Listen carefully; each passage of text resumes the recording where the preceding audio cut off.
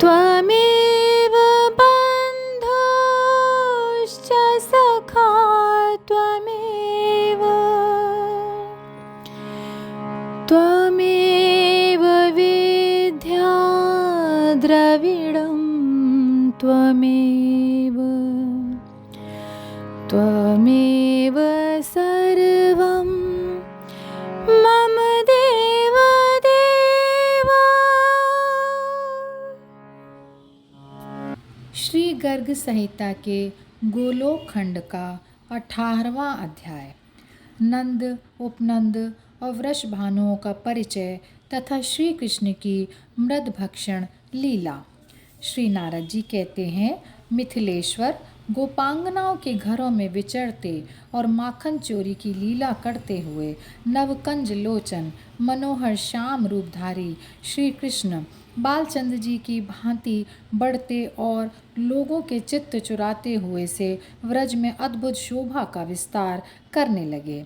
नौ नंद नाम के गोप अत्यंत चंचल श्री नंद नंदन को पकड़कर अपने घर ले जाते और वहां बिठाकर उनकी रूप माधुरी का आस्वादन करते हुए मोहित हो जाते थे। वे उन्हें अच्छी अच्छी गेंदें देकर खिलाते और उनका लालन पालन करते, उनकी लीलाएं गाते और बड़े हुए आनंद में निमग्न हो सारे जगत को भूल जाते थे।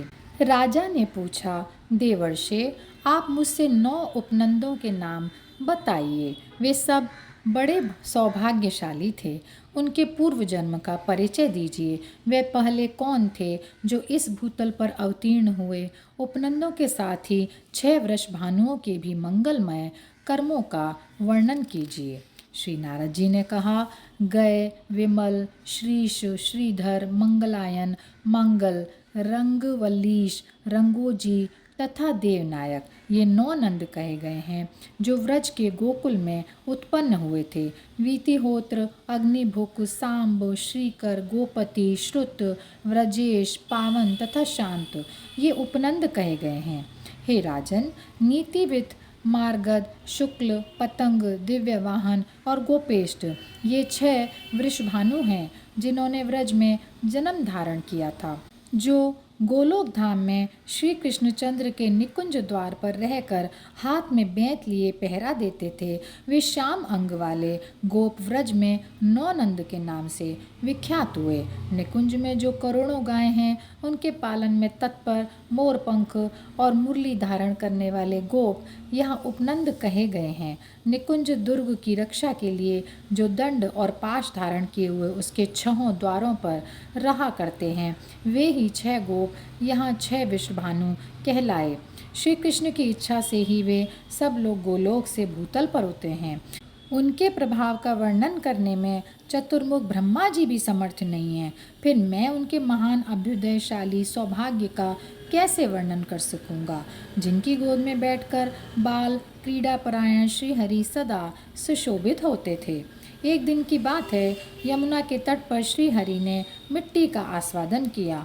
यह देख बालकों ने यशोदा जी के पास आकर कहा, अरे मैया, तुम्हारा लाला तो मिट्टी खाता है। बलभद्र जी ने भी उनकी हाँ में हाँ मिला दी। तब नंदरानी ने अपने पुत्र का हाथ पकड़ लिया। बालक के नेत्र भयभीत से हो उठे। मैया ने उनसे कहा, श्री यशोदा जी ने पूछा, ओ महामूढ़, तूने क्यों मिट्टी खाई? तेरे ये सभी साथी बता रहे हैं और साक्षात बड़े भैया ये बलराम जी भी यही बात कहते हैं कि माँ मना करने पर भी यह मिट्टी खाना नहीं छोड़ता। इसे मिट्टी बड़ी प्यारी लगती है। श्री भगवान ने कहा, मैया, ब्रज के ये सारे बालक झूठ बोल रहे हैं। मैंने कहीं भी मिट्टी नहीं खाई। यदि तुम्हें मेरी बात पर विश्वास ना हो तो मेरा मुंह देख लो। श्री नारद जी कहते हैं, राजन, तब गोपी यशोदा ने बालक का सुंदर मुख खोल कर देखा। यशोदा जी को उसके भीतर तीनों गुणों द्वारा रचित और सब ओर फैला हुआ ब्रह्मांड दिखाई दिया। 7 द्वीप, 7 समुद्र, भरत आदि खंड, सदृढ़ पर्वत, ब्रह्मलोक पर्यंत तीनों लोक तथा समस्त व्रज मंडल सहित अपने शरीर को भी यशोदा जी ने अपने पुत्र के मुख में देखा। यह देखते ही उन्होंने आंखें बंद कर लीं और श्री यमुना जी के तट पर बैठकर सोचने लगीं, यह मेरा बालक साक्षात श्री नारायण है। इस तरह वे ज्ञान शिष्ट हो गईं तब श्री कृष्ण उन्हें अपनी माया से मोहित सा करते हुए हंसने लगे। यशोदा जी की स्मरण शक्ति विलुप्त हो गई। उन्होंने श्री कृष्ण का जो वैभव देखा था वह सब वे तत्काल भूल गईं। और यहीं पर ये गोलोक खंड का 18वां अध्याय समाप्त होता है। जय श्री कृष्णा, जय श्री कृष्णा, जय श्री कृष्णा।